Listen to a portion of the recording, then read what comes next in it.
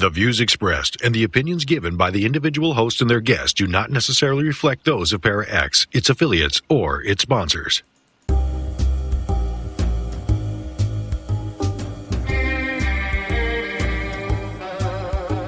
Step outside of your comfort zone.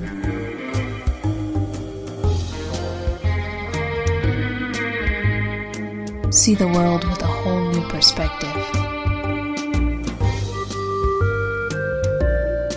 Join us and experience the unexplained on the Paranormal View. And welcome everybody right here to the Paranormal View on the Para-X Radio Network. I want to thank everyone for being with us tonight. Those in the chat room and those listening from around the world, we appreciate each and every one. If you are listening from somewhere around the world, you'd like to come over to the chat room. It's at paraxradionetwork.com and click on the chat now button and follow directions, and you'll be in with all these wonderful people, and you can chat with them and you can ask questions, and we will get those answered for you. And if you're listening from somewhere else around the world and you do not want to come into the chat room, you can send us a question by sending it to the Paranormal View what is it, Barbara? At Gmail? At Gmail, paranormalview@gmail.com. We will get those answered for you. All right, we have with us tonight Barbara Duncan. Hello, everybody from Smoky, California. Yeah, it is pretty bad out there, isn't it? Is it still hazy like it was the other day when you posted a photo? It's just hazy right now. No Martian sky today. No Martian sky. Blade Runner, so many people were saying. Seriously, it went from at 7 o'clock in the morning when I got up to go to work, the sky was really just sort of dark gray. And then it turned to like a tomato red, and then it went to a blood red, and then it went to a crimson red. So by 11:30, it was really spooky Halloween style. Martian. Yeah. Wow. We got with us Jeffrey Gould. Hello, hello. It was only kind of weirdly orange overcast here, and it was like everything was sepia tone. It's like the beginning of The Wizard of Oz. Oh, wow. All right, we got a great guest, and we got a lot of questions for this person tonight. So, Jeff, you got all the info to introduce our guest? Yes. Yep. Tonight our new guest is Christopher Balzano. He's a writer, researcher, folklorist, and current host of the podcast Tramping on Legends, and the director of Massachusetts Paranormal Crossroads. Christopher is the author of several books about regional hauntings focused on around the Bridgewater Triangle, as well as several collections of true ghost stories and how-to paranormal books, as well as appearing on television shows to comment on ghosts and urban legends. And across the country, he's appeared on radio stations and throughout the internet, widely being considered the leading researcher into Marla Brooks' favorites, Pukwudgies. And formerly, Christopher ran the paranormal news at Ghostvillage and headed up Ghostvillage for Kids, which just sounds creepy. His new book, Florida's Haunted Love Stories, focuses on haunted legends in the Sunshine State that have connections to love. So welcome, Christopher Balzano. Thank you very much. And I'm in Florida where every night the sky is weird. I have to wonder with a how-to paranormal book, that isn't like the meme of the guy reading the book saying, is there life after death? And he opens it, it says, step 1, die. It's about that well written, I would say. Yeah. Oh, okay. Wow. Well, you could start off with the Handbook of the Dead, but Hey. Of the recently deceased. Of the recently deceased, yeah. No, those are, it's interesting because those two books, it's Picture Yourself Ghost Hunting, which is a great book, and I always get excited when people tell me that they still buy copies of it to train their paranormal investigators. And I'm like, that's amazing. And then I'd have Picture Yourself Capturing Ghosts on Film, which I'm not that proud of. We were talking before air, and in writing those two books, I really became, I would say, disillusioned with the paranormal, and it actually put me on the path that I'm on right now in the way that I approach the paranormal and spooky things. So, such as? Well, I mean, why did it change me? Well, that and how did it change you? Yeah. Well, the first thing is in writing that book, I really had to take a step back for some sections of it and become critical of what was going on in the paranormal field. And one of those, one of the more entertaining but also really difficult chapters to write was on ghost hunters and ghost hunting teams and paranormal teams and their ideas. And it was one of those, I've never been part of a team. I've investigated since 1994, probably from, I would say, 94 to 2015, 2014. And I never was part of a group because the dynamics were just too sketchy for me. And I liked surrounding myself with good people, going out and doing what needed to be done, and then leaving them, and not having to rely on whether we were wearing the same shirt or, the politics of groups. But also the other thing is as I was writing those books and kind of in the wake after it, I really became kind of soured on equipment, not only just the science of the paranormal, but also, the heavy reliance on equipment and the focus on the gathering of evidence. And I can understand it, and I don't push those people off, or I don't say I don't enjoy what they're doing or they're being silly or anything like that. It's just, for me, I found that it was an empty pursuit, that for all that we were doing in terms of trying to capture ghosts, provide evidence of ghosts, try to make sense of it, we were collecting a lot of data, and there was very rarely analysis of it. And more importantly, we were going into places that could be haunted, and we were relying so heavily on the 23 pieces of equipment we had that we didn't use our eyes, and we didn't use our senses, and we didn't use our sixth sense. We were ignoring that gut feeling because that's something that you can't present to people. Like, I felt as if there was someone watching me. Like, have you ever heard of a haunted location where something like that isn't said, and yet we push that off? We use it as a way to say that a place is haunted. Then we go in there and we ignore the fact that what led us there were these people's stories, which, I can't take your story for face value because I have to find evidence of it. And so, for a while I dropped out, and then, once you start doing the paranormal, it continues to call to you. And I really had to find my niche, and I found that my niche was legend tripping. And that is going to a location, doing a ridiculous amount of research ahead of time, trying to find out the history of this haunted story, this ghost story that might be in a location, going to the site, using some kind of trigger that matches the legend to try and spring something and have whatever the legend is happen to you, and then just experiencing it.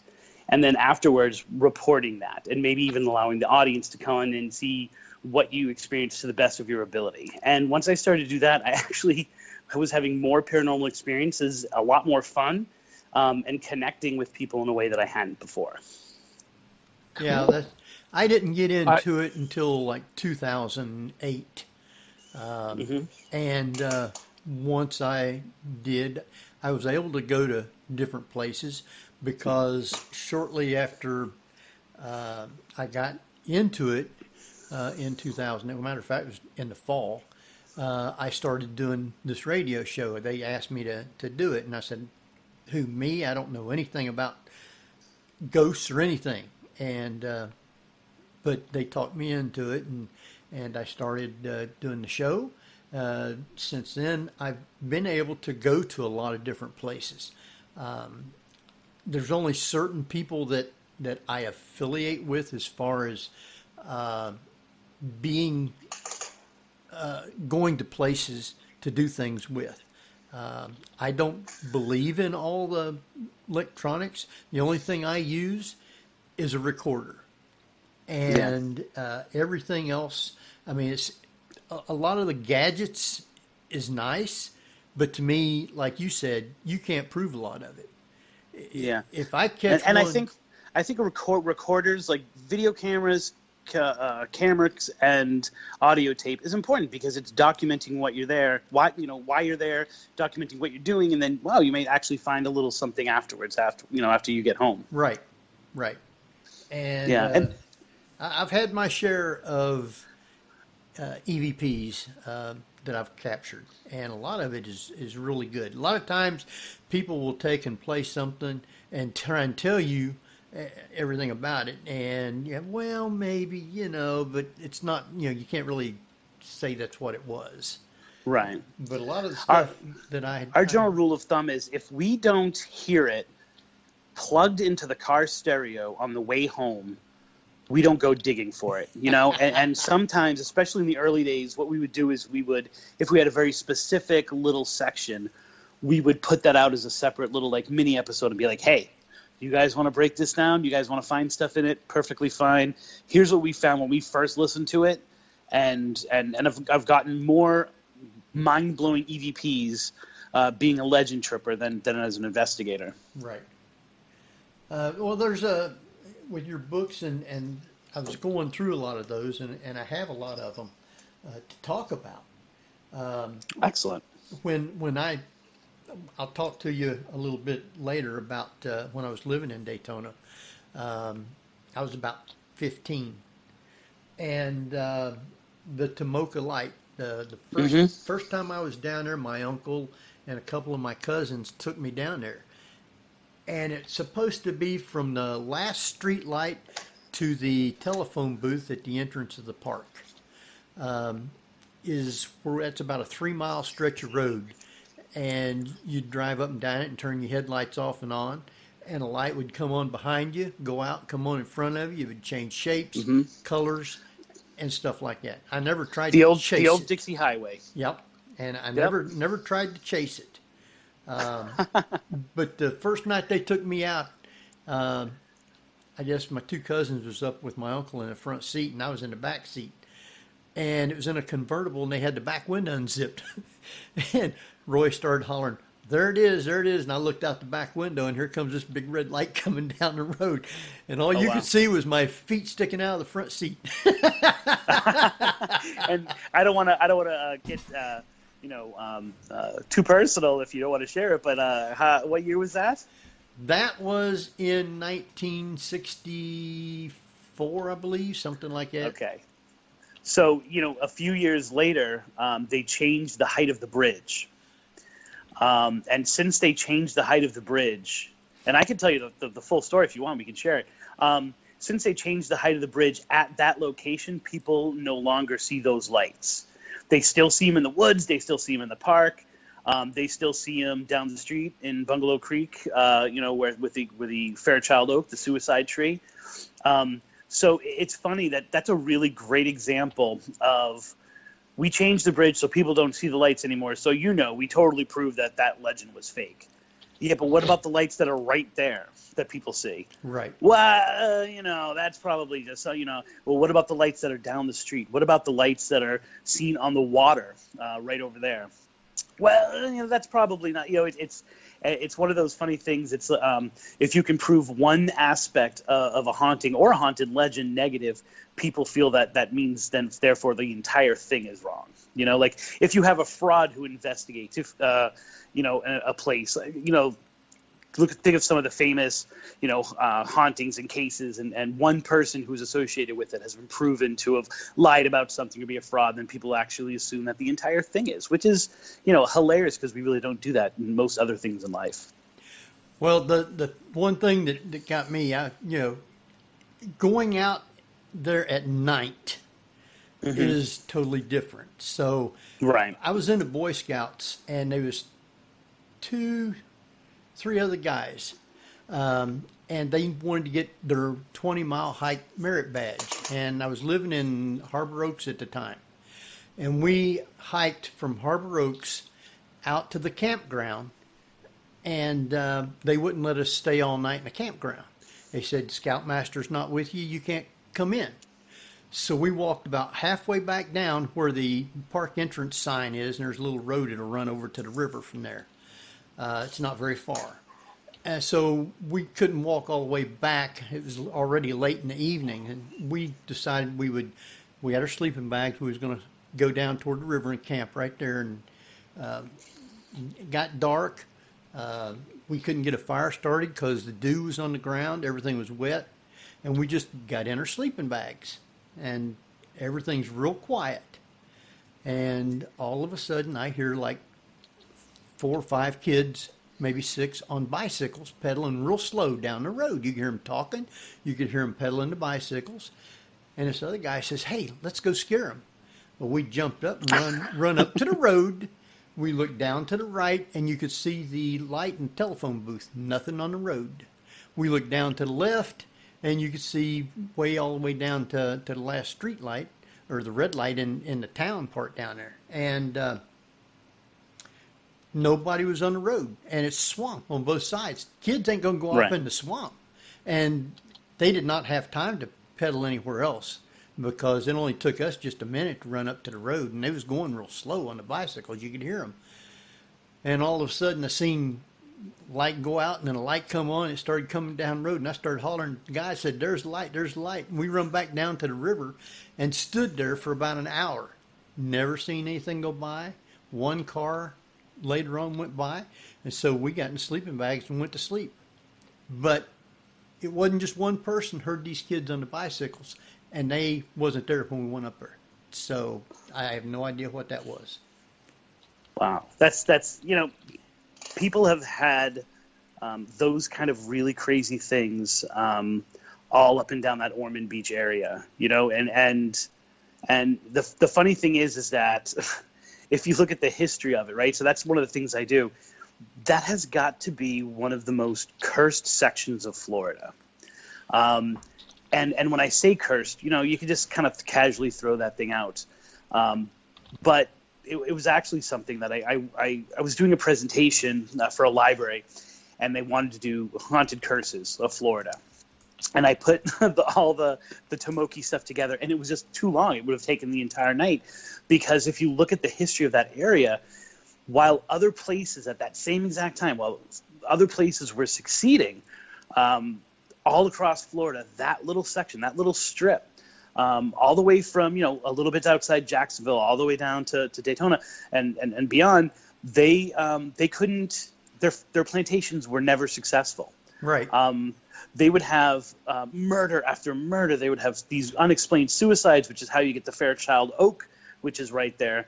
But then also, they seem to lead the world, or America, in slave revolts. It was like the one place in Florida that time and time again, slaves were revolting against their overseers. And it's one of the stories we were able to break was of, and they just call him the overseer, and it was this guy by the name of Huey, and he was known absolutely horrible. I mean, he was like in a long line of horrible decisions that the plantation owner made. And Captain James Ormond, who it's all that area is named for. And the story goes that either he was really drunk and none of the slaves went to help him, or that they actually killed him, but he died in that water. He died on that river, and the boat that is used to carry him, as well as the his lights going over that stretch of water onto the beach. People have seen him actually come onto the beach. When we went there, my co-host got drunk. I mean, the only way to explain it is that she felt almost immediately intoxicated and drunk, and that continued as we walked up and down the beach until we actually left the area. And she was like, "I can't." It's like it just lifted from me. So there really is a dark cloud that kind of lays over that section of Florida. Yes, it is. And now, although they make great hot sauce. No, have you had the Tomoki hot sauce? No. It is ridiculously good. I actually had to order some online during the quarantine because I've run out of mine. Because to them, the legend of why those ghost lights are there, and the story of Tomoki is sold, right? I mean, mainly because it was designed to do that, right? It's not a real story. It's a man who they said the gods themselves dropped water where the Tomoka State Park is, and Tomoki stole a cup, and he was stealing this eternal godly water for himself when he wasn't supposed to, and it offended all of his tribe so much that a huge war raged, right? And he was nearly indivisible. whatever that word is, until the woman he loved, Olita, was able to shoot him with a poison arrow. And they kind of shot each other at the same time, and they both ended up dying. And that's what they said, like, now this water is good, but it won't make you live forever if you drink it. And they published that story, and they create spoilers. It doesn't exist. It's not real. It was invented by the guy who opened the park, and he wanted to draw people in, and he wanted to, have this kind of. If you've ever been there, there's a huge statue, and they wanted something sellable, right? It's Florida. It's that's what they do best is sell attractions. And so they invented this story, and they invented this Tomoki to brand that area and have people come there and experience that legend. And along the way, make really good hot sauce. Wow. I guess that's the origin of the Fountain of Youth story, or they were tapping into that. Well, right, exactly. I keep in mind when I say they created, I'm talking about like in the 1950s. Mm-hmm. Okay. And so Florida already definitely had a reputation as being the place where the Fountain of Youth is. So you'll find that story popping up pretty much anywhere there's a spring around Florida. They'll say this is potentially the Fountain of Youth, and here's an excellent story that goes with it. Okay. Wow. Bizarre. Now, But they make good hot dogs. I noticed on your Fountain of Youth, have a drink of that and a hot dog, Yeah. Yeah, do you know what? I'll be honest with you. Every time I take some of that hot sauce, I feel it takes a few years off of my life. It's that good and spicy. This is a big commercial. You're going to get them first as a sponsor for the show now. Well, at least they ought to send us some hot dogs. Yeah, let us try them out anyway. On your legend tripping site, you have a ton of things because you post your episodes and stuff on there. And the different things that you talk about. I did not realize that there was that many places around Florida that had legends to them like that. Neither did I. When I came to Florida, I am in the lowest cultural point in all of Florida. And there's two reasons for that. One, it just has no culture. Like it hasn't been around enough. It doesn't have, because I live in Cape Coral, Florida, because it's so cookie cutter, it doesn't have any personality to it. But the other part is that people here, and I'm in Lee County, Florida, are transient, right? The majority of the houses are owned by people who don't live in this country, right? They just buy them and rent them out. The other part of them are people who have been here for 5 or 6 years. You don't drive around and see, Miami Dolphins or Tampa Bay Buccaneers stickers. You see from wherever the people are, and obviously we have a huge season where there's nothing but tourists, right? Where you can't drive on the street because all the snowbirds come down. And so when I first got here, for my first 6-7 years, I thought there were no ghostly folklore. There were no ghost stories to tell about places here in Florida. And the interesting thing that I found out is that once you open the can of worms, and most importantly, once you get out of the cities and you go to the places where people have lived for 2 or 3 generations and had time to spread these stories onto other people, that's when it really explodes. And it makes sense because the state is so huge and it's so diverse in terms of, people who live on the water versus people who are living in the central part of the state. The Panhandle is entirely different than the East Coast, which is different than the Gulf Coast. And so, you get very similar legends, which is why I'm able to write an entire book of love stories. But they have a certain flavor of whatever area that they're from. Right. You have, and I didn't catch where it was actually from, the Cursed Children of Coker Cemetery in Arcadia. Yes, Arcadia, Florida. That's really interesting you should say that because I just got an email yesterday about a follow-up of that. Yeah, that's, it's once you write a book about haunted Florida love stories and you send it to the publisher and you send it off, and then all of a sudden you find one the next week, and then you find one 4 weeks later, and then it's like, oh, wow, I could do a follow-up already with the amount of stories I have, and one of them is this Coker Cemetery, which for decades was allowed to just completely go into ruin. Recently, the Historical Society and the Cemetery Society, which Arcadia has because it's so history-based, has been able to go in and fix things up, and they've put a fence around it, and now they're maintaining the graves. But it is literally a family plot in the middle of an orange grove, right? And so if you don't know what you're looking for, if you don't specifically go there for that, then you would completely miss it. So it's a law that they have to maintain, and they can't plow over the graves. But that doesn't mean they have to take care of it. So the people who own the grove never took care of it. They just allowed it to, go completely wild.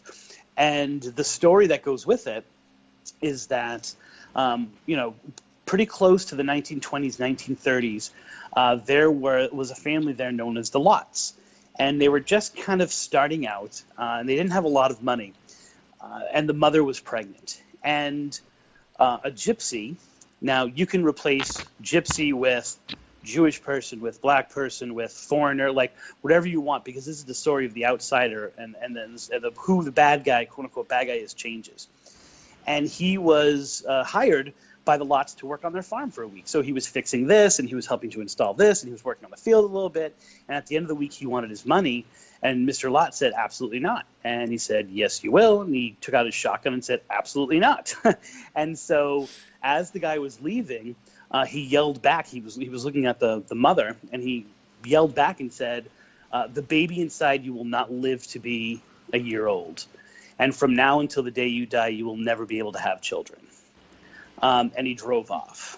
And the baby was born, and right before her first birthday, she passed away. And then they had another child, and that child passed away. And then they had another child, and they made it just past the year mark, and that child got sick, and that child died.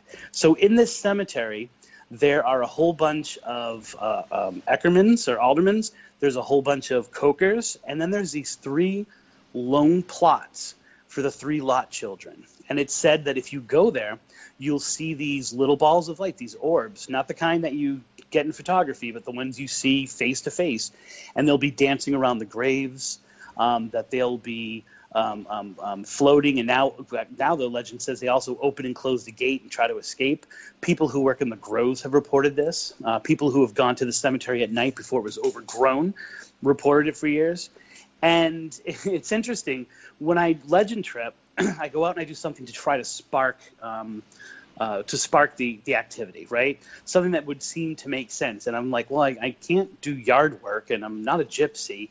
So what we did when we went there was we read a kid's book, and we hadn't even planned to do that. We were just kind of going to go there and explore the cemetery as we were on our way to another legend trip we were doing that night. And we happened to stop off at a bookstore, and we got this little kid's book, which was part of the Guardians, what is it called? The Rise of the Guardians series. And it's all about how... The Owls of Galoo kind of thing? I can't remember the name of it, but I know that they made a movie out of it. But they have a series of books, and then some of them are kids' books and some are young adult books. But it's like the story of Santa Claus and the Easter Bunny, right, yeah, and Jack Frost and everything, yeah. And this story, which I had never even heard of before as part of it, talks about how the moon will come, and then there'll be a rider on the moon, and he'll take all the spirits of the little children and move them off into peace. Didn't even know that was the topic. My co-host at that time didn't know what was going on. She didn't know anything about this legend. And she sat there and she read the story to them. She read the entire book to them. And I'm filming the whole thing. And you can see this on our Facebook page.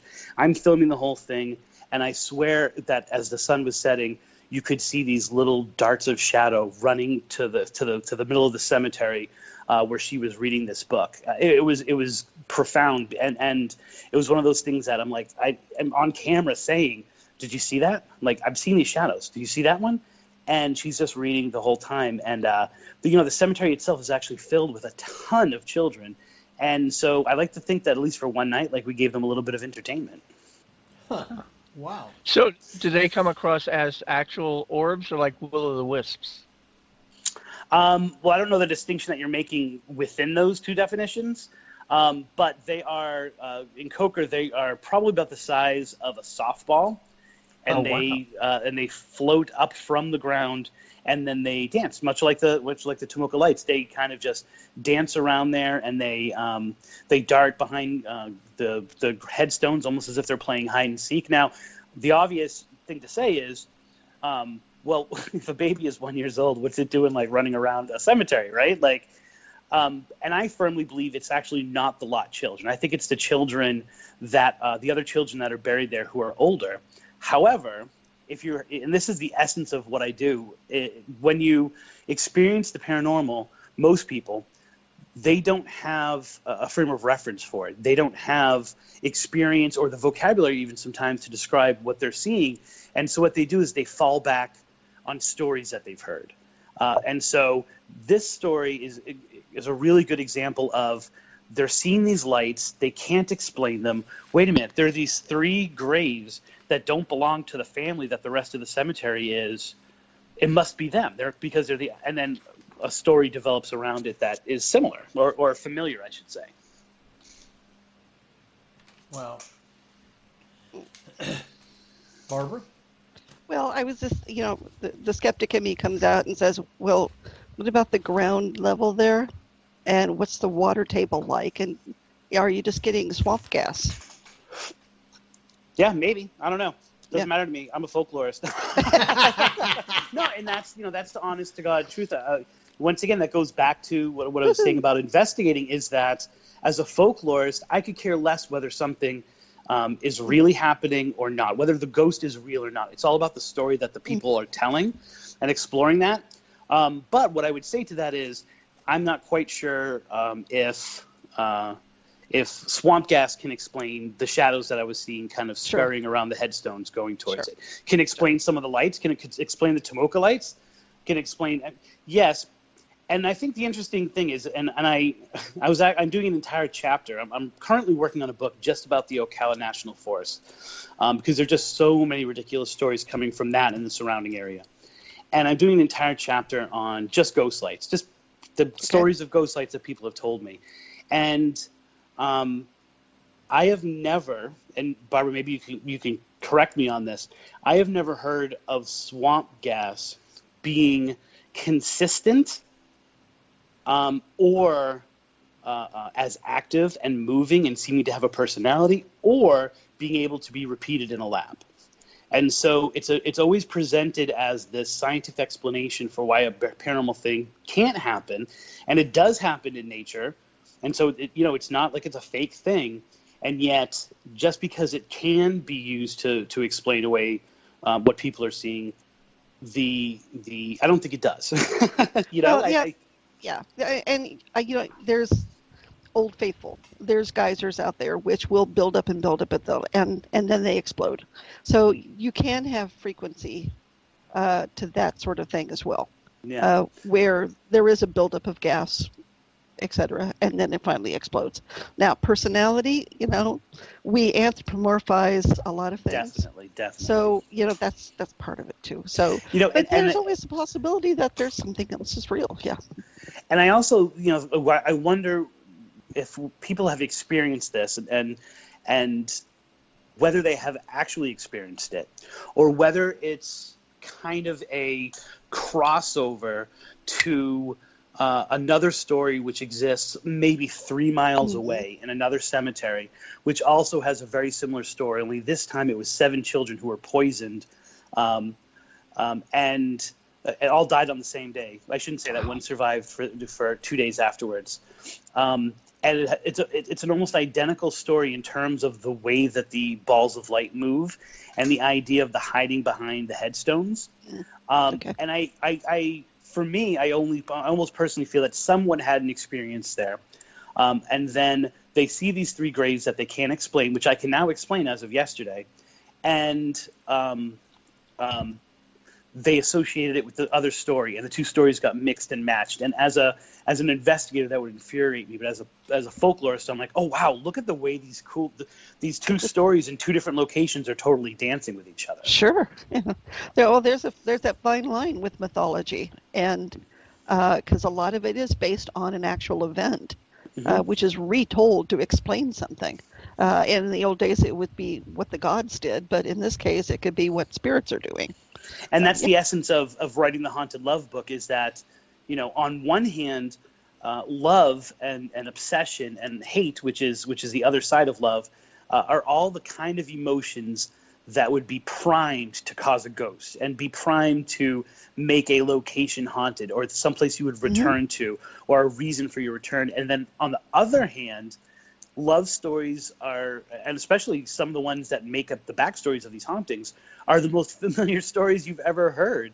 And so when something happens and someone says, oh, you know what that is? They loved each other and they ended up committing suicide. You say, I can buy that. Yep, okay. I believe the haunting or especially the haunted legend, because that story makes sense to me. So I feel those two things are kind of working with each other in a lot of the stories in the book. Sure. The name of the doctor, no, actually he was a radiologist. The guy that stole the body of the woman he was obsessed with. In Key West? In Key West. Yes. I can't remember the name, but I know the story that you're talking about. That's just freaky. Yeah, really freaky. But the question is I think she was entombed there, and he stole the body out of that, and kept going back constantly. And her father finally caught him. Why isn't that haunted, or is it? Well, one reason why it's not haunted is because she's not there. That the headstone and I'm not sure if it's a crypt or a mausoleum is still there, but because of all that, they took her body and they moved it someplace else. Right. And the second answer to that might be there is so much activity in that cemetery that I'm not quite sure you could even separate the stories as to who exactly is haunting which location of that. But what happens is, and actually I would say the opposite of it, what happens is that I've heard that she is there, and I've heard that he's there even after death. He returns to the cemetery, and that's what people use to explain some of the ghosts they see in there. Oh, okay. And if you're ever talking about, a lot of the book has to do with disturbed graves. You know what I'm saying? Like, a lot of them have to do with disturbed temple mounds and sacred places to the Native Americans in different areas in Florida.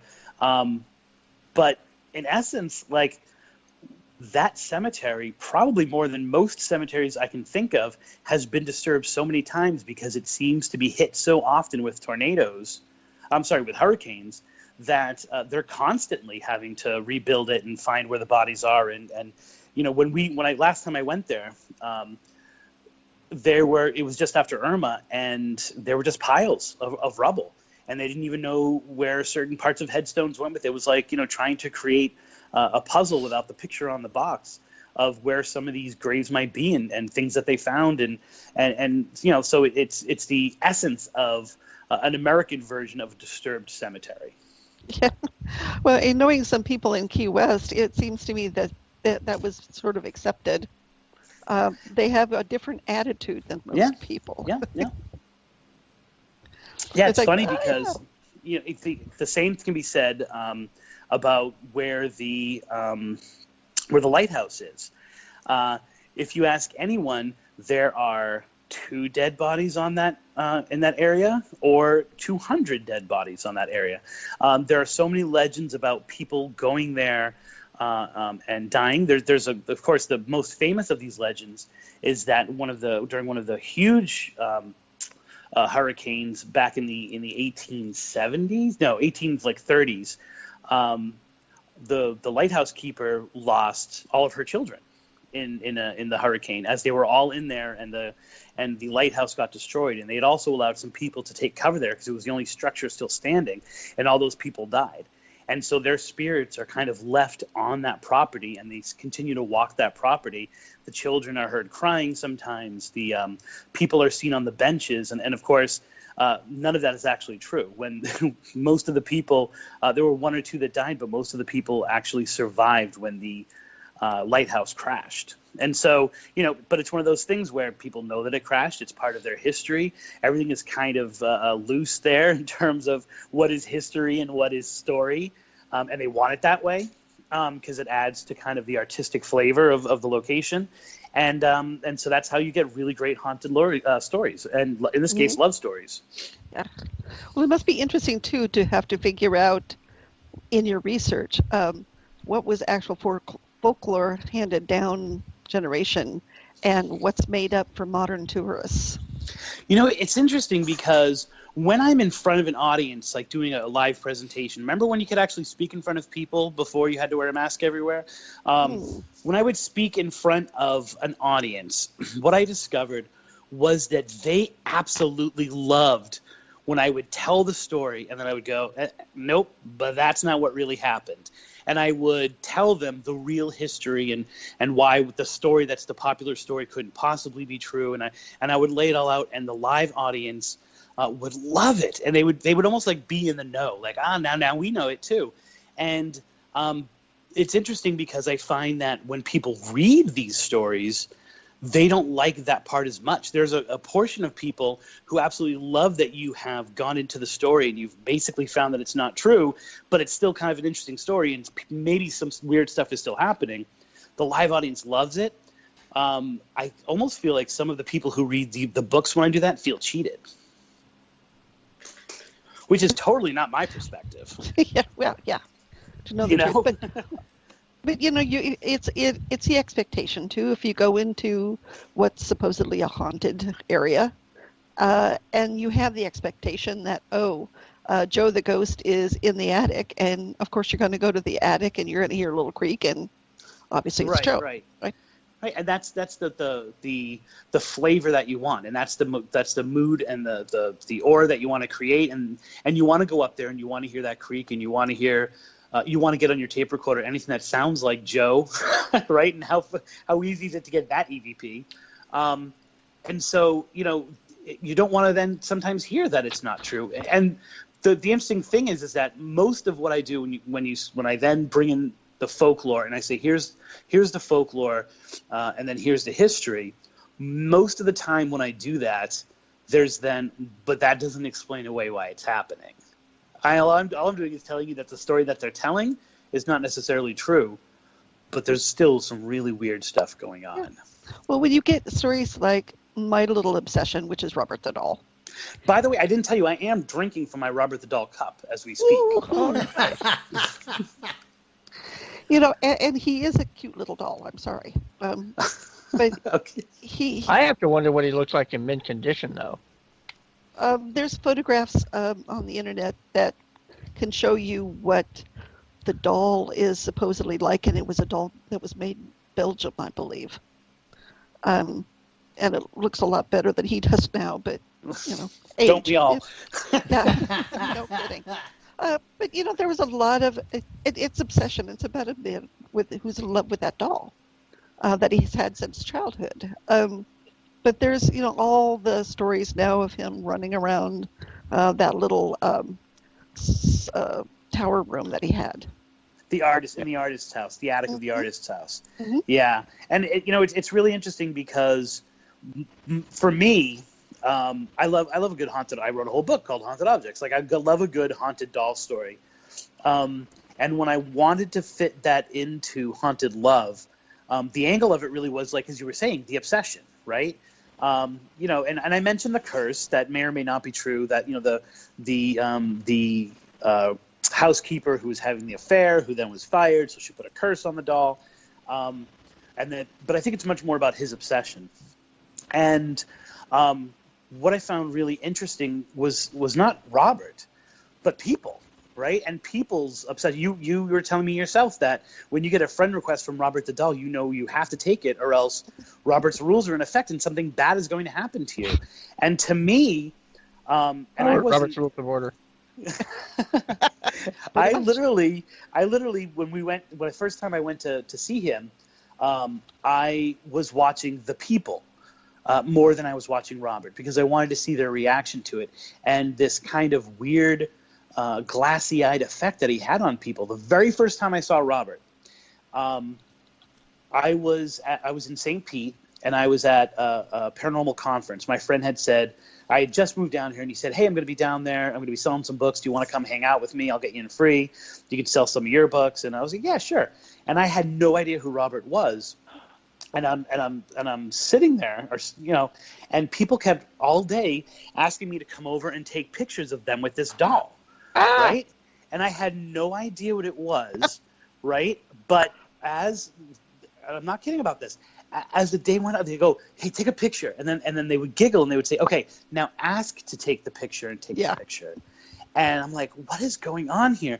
And at the end of the day, I kid you not, they took Robert out of his case. Oh my God! They held him up Simba style, right? Mm-hmm. And they marched him around the hall and out the door. And that was the first time, I think the only time Robert in his entire life had left the keys, right? Mm-hmm. And I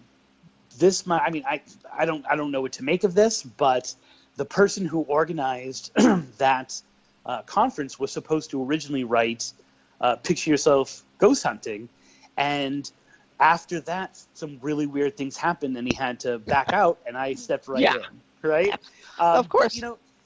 If you go to see Robert, one of the coolest things is the fact that there are page after page after page after page of letters hung up from people talking about bad things that happened to them after they went and saw Robert, and they weren't polite enough and they didn't do things. And now I have been to two Robert. I have loved two women in my life.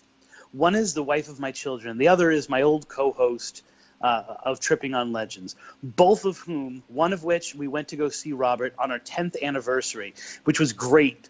Because I had done research, I was able to write off the entire trip of our 10-year anniversary. We got divorced 2 years later.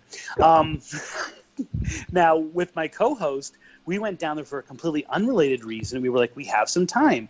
We're right here. Let's see if we can get into the artist's house. And we were the first people to go into the attic since Robert had taken it out, other than the people who owned the house. And we were up in the attic, and there's no mystique to it. It's just an attic. Yeah, we broke up 3 months later. You see that now, I don't have a fear of Robert. I want to go to Key West, and I want him to sit on my lap, and so I can talk to him. And I want somebody there with a full spectrum camera who can document if there's any change in it. Yeah, I don't have a fear of Robert either. I just get lonely sometimes now. It's all because you didn't ask when you took the first photograph.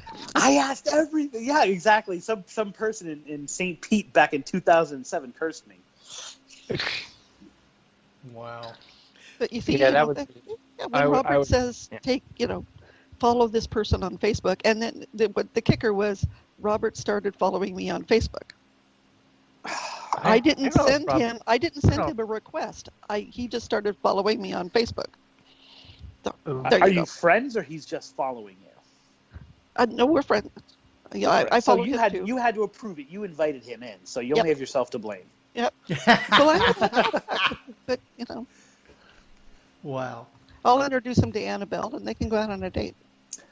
Oh my word! Yeah, and I actually think that Robert's really mad at that, because he used to be the big haunted doll in town, and now she's taken all of his kind of his punch. So. Yeah, but Annabelle's not in Florida. No.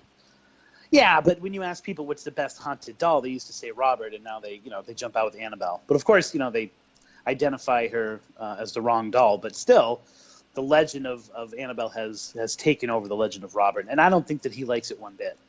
Wow. So now, all the stories that you have on your Tripping Legends page, have you been to those places and researched them and wrote them up? Yeah.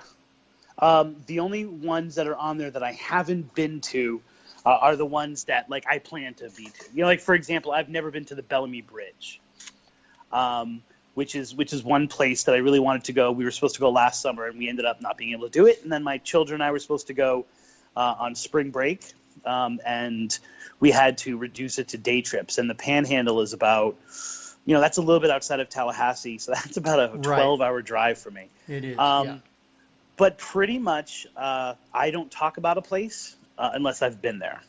And unless it's an open-ended episode. Like we have one, because I'm writing this book and because of travel conditions, I've really been confined to the house for the last 2 months, most weekends, trying to get this done and working on things, and then going to the Ocala But there's this really great Panhandle story that I want to follow up on in this place called Coon Hill Cemetery. And so that's probably the only one, that and the Bellarmine Bridge, that are out there that I haven't been able to actually get to. It's usually, I know I'm going to be able to get to some place, and therefore I write about it so they can then have like the follow-up to it. Well, I guess a lot of people has heard about this one called the Bunnyman Bridge. Mm-hmm. Where's that located, and what's the story behind the Bunnyman? Well, the Bunnyman Bridge is in Texas. It's not in Florida. I knew it wasn't down there, but I didn't know where it was. Yeah. I'm pretty sure it's in Texas if I'm getting it right. I might be thinking instead of what the other bridge, the Goatman Bridge, I think is in Texas. I think the Bunnyman Bridge is in West Virginia, and it is just an extremely haunted place. See, one of the other things that I like to do is when I'm talking about one location that's here in Florida, I'll then bring in other locations, and my children. This is, once again, we were set to go to different places, and so we set out, okay, so where do we want to go? What investigations or what legend trips do we want to do? And one of them was they wanted to go to the Bunnyman Bridge because we were planning on going like up and visiting Mothman. And so Bunnyman Bridge I had heard about years before. And, you know, one of the stories has to do with there was an escaped convict, and he survived by eating bunnies. Him and another man escaped from either an insane asylum or a jail, depending on which version of the story you go with, and they survived in the woods by eating these rabbits. And so there would be all these dead bunnies on the side and in the woods and at this bridge location, until finally one of them turned on the other, and they ended up killing their partner and hanging him from that bridge. And it said that if you go at a certain time, and of course the time changes depending on the generation. The generations now say it's 3 a.m. as opposed to midnight because, you know, the new generation is obsessed with 3 a.m. If you go there, you will actually see the person hanging, and you cannot walk from one end of the bridge to the other underneath without going insane. You will start to hear all the people who have died there, because then it extends to anything bad that happens in that area. The Bunnyman did it, right? So if you can make it all the way through, when you get home, the Bunnyman is going to kill you anyway. And so, of course, it's one of those great legend trips that people try to do, is they go to Bunnyman Bridge, they try to walk the entire way, they try to close their eyes or turn their lights on to get a flash of the man that's hanging there. And it really is one of those things that drives the locals crazy and the police crazy. But I don't know many people who have either died there or gone insane afterwards. And if you die after you go insane, how do they know they went insane? Well, maybe they do wacky stuff before then, right? I mean, of course, that's always the trick of these legends, is that, you know, they say it's like in Pirates of the Caribbean. He's like, well, if all the people died, then how'd the story get out? You know, I was just about to reference that. Yeah. Right. You know, it's kind of like, I do another story we can get a little more in depth with if you want afterwards, after the break. But part of the legend involves a pirate who kidnaps a woman, and it's said that the woman then essentially crashes the ship, and all the people that are on the ship dying. And she does a very specific thing in terms of she finds one of those things that digs graves, or like punches through metal, and she punches metal into it, and so it's sinking and everyone dies. And I'm like, well, then how do they know that she did that? How do they know how she escaped from her stateroom to get down to the basement? But that legend still persists. Wow. Of course. Why don't we take a break and come back? You want to take a break first? Okay. Yeah. We can do that. We can go ahead and take a Before break. Skype kicks me up again. It'll probably be about 5-6 minutes, something like that. So remember, you won't hear anything, but your mic will be live. And I hope everybody is enjoying the show. I've got another whole page and a half of places to talk about, and so we'll get to those when we come back. So, Jeff, you want to take us out? Barbara? Jeff? I guess he got kicked off. Well, folks, you're listening to the... Jeff, you back? Nope. Nope. Robert got him. Okay, folks, you're listening to the Paranormal View here on the Para-X Radio Network with our special guest tonight, Christopher Balzano, author of his latest book, anyway, at least, is Haunted Florida Love Stories. And we will be right back after a few messages. Whether you're listening at home, at work, or anywhere, thanks for making Para-X part of your day. Your source for everything paranormal, Para-X. And welcome back, everybody, right here to the Paranormal View on the Para-X Radio Network. I want to thank everyone for being with us tonight, those listening here in the chat room and those listening from around the world. I guess we got Barbara back. I'm here. And Jeff, are you back? Yeah, Skype decided to completely reboot itself and reinstall itself. I'm like, yeah. oh, nice timing. Yes, I did mine before I got on, so. Yeah, but it just opened earlier. It didn't say, oh, you got to. Usually it'll do that when I open it, but yeah, just decided now is a good time. Well, I want to welcome back Christopher Balzano. Maybe. Hello, I'm back. Okay. Great. I never left you. You never left. I didn't know if you was in one of them graveyards or something looking. So. Well, you brought up, and it's interesting because the other thing I really love is pirate stories. Mm-hmm. And there really aren't a lot of pirate love stories. You know, I'm excited, and I'll tell you the story. But I'm excited because there's a really great investigator down here, a researcher, I should say, down here, who's decided to give. He's given it up. He doesn't want to do this anymore, and he was really happy with how I had treated his story, and how I had actually credited him in my book and sent him a free copy as a thank you of it. And he said, I want to give you all of this research that I have on pirate legends all up and down the West Coast, the Gulf Coast, which is where I am. And I cannot wait to open up that file. And he said, all I've got to do is fix my hard drive, because then I was like, just send it to me. Send me the whole computer. I will pay for it. And I'll do whatever it takes to get this information. So I'm just waiting to see how that plays out, because, we don't generally tend to think of pirates and romance, and the story is really not that romantic. So it's in Bradenton, Florida. There's this area of the Manatee River which for years was known to sing. And the original story that people would tell about it has to do with the two tribes that were essentially split, the Timucua and the Calusa, by this river. And it's a typical story that you would think of: two separate tribes.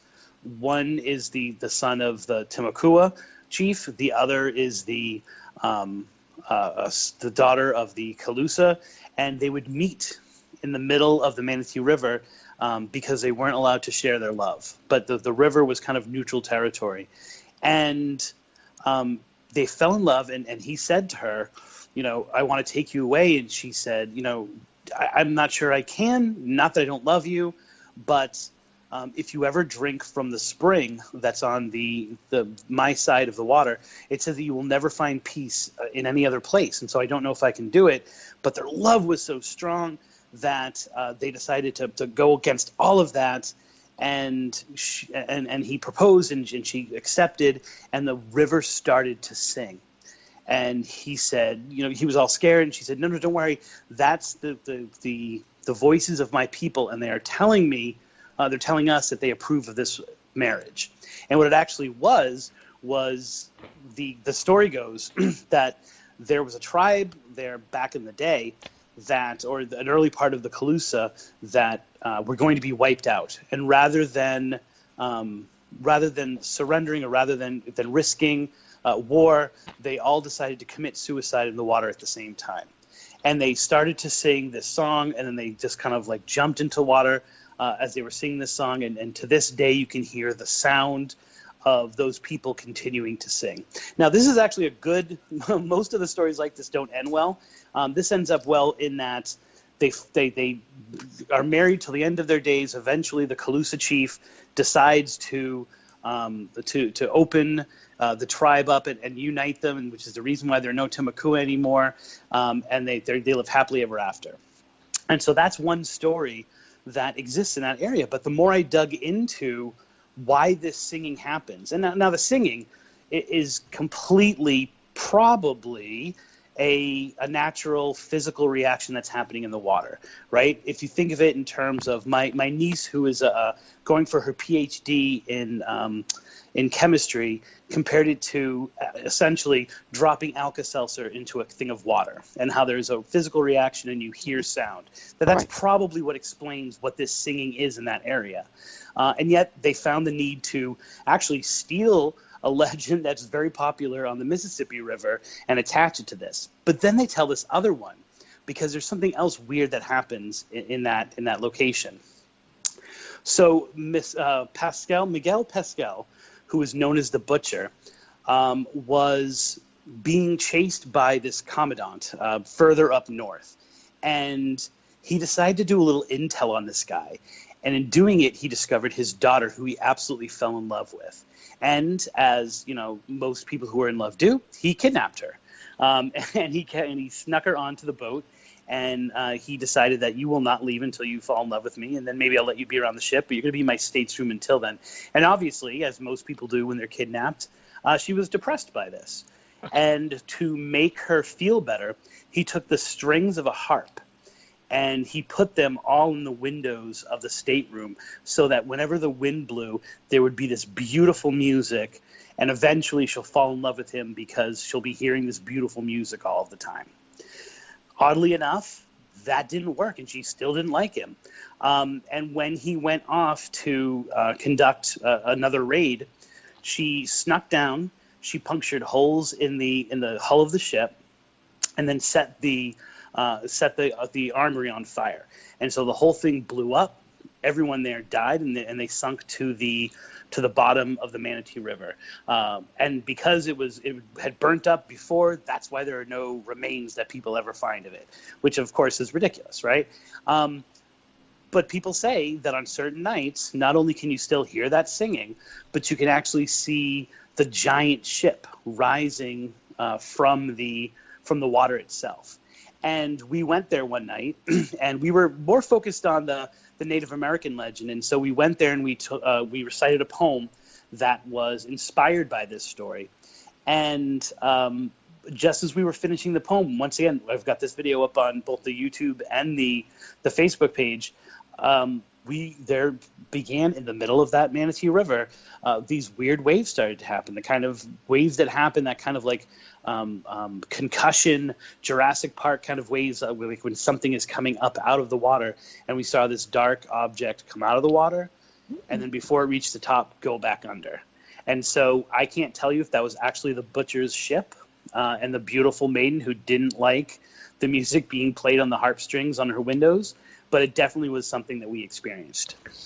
Well, considering he dismantled the harp, she probably went to the strings and says, well, now you're too small to be a harp. And they just said, you calling me a liar? You were waiting for that joke for like 5 minutes. You even put on a sticky note next to your computer, be like, when he finishes rambling on about whatever he's rambling on about, I'm throwing this joke out there. And this is the I was also pointing out, it's not like the singing was Hertz frequencies being on the water, it's just waves. Oh, follow-up joke. What'd you say, Barbara? Yeah. Okay, don't forget to tip your waiters. Try the meal. Barbara, and it's the Manatee River? Yes, in Bradenton, Florida. And so one would assume really there popular story. Yeah. One would assume there are manatees in the river? There are no manatees in that part of the river anymore because it's actually fairly built up now. Okay. But back then there would have been manatees. There definitely would have been, yeah. Okay. there are manatees up in where Tomoka is. in the river. Are right there there. really? Yeah, it sure is. I didn't know how many there were on the East Coast. Well, that's, they come in, I'm sure, out of the Cape River there, and Right. Cape Fear River, or not Cape Fear, but out of the waterway. But anyway, they do have a enclosed area. It's not enclosed, but they do feed them and stuff in that area right there. Yeah, and and I get what you're hitting at, Barbara. Trust me, I get what you're saying. Things coming out of the water. And I think manatees are mistaken by a lot of people who are newcomers to Florida for other things. And of course, there's the whole, we were talking about the Fountain of Youth, the whole idea of manatees being mermaids and things like that. So I definitely get how animals can be mistaken for a lot of these legends. Yeah. Now, you... But boy, I cannot wait for the pirate book. I hope you do it. Hope. Yeah. Well, that's just another show. So. Of course, you want to buy a legit version, not a pirate copy. So Yeah, not a pirated copy. Yeah. But it is funny how few ghostly legends are attached to pirates that I've been able to track down and been able to, other than like a few, random words on the internet, been able to see like a legitimate a pirate legend that I could actually go and explore in Legend Trip. There are very few. And it's mostly about guarding treasure. Right. A buried treasure somewhere, and that's pretty much it. Because they always said the legends were that if you were on treasure burying detail, it's sort of like a one-way trip. I would like maybe I'll skip this one, Captain. I'm just saying. Well, it is interesting that the follow-up to that story is that I'm not sure how long he grieved for, but a few years later, there was a mysterious ship that sailed down into the Manatee River, used explosives right near the location of where the singing part is, and is said to have escaped with, the butcher's treasure. So, Wow. So good for him. Yeah. If you found something, yes. Now, have you been up to Wilmington, North Carolina? I don't think I've been up to Wilmington. We went to the Piedmonts. Is Wilmington near the Piedmonts? No, Wilmington is on the coast, down by toward Carolina Beach, or Carolina Beach just south of that. But anyway, there's a house that used to be the Chamber of Commerce building in Wilmington, and it's the old Price Goss house. The house is supposed to be haunted.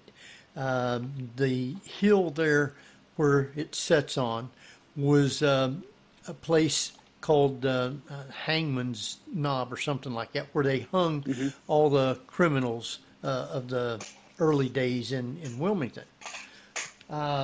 My mom, I hadn't been living in Wilmington maybe 6-7 months, something like that.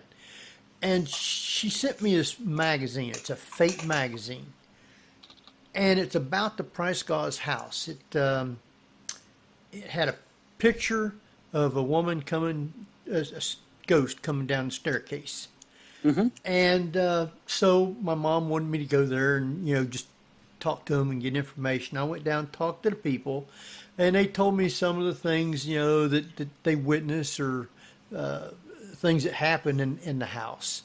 One was the woman said every now and then the back door will just open up and it stays locked all the time. She said that's happened more than one occasion.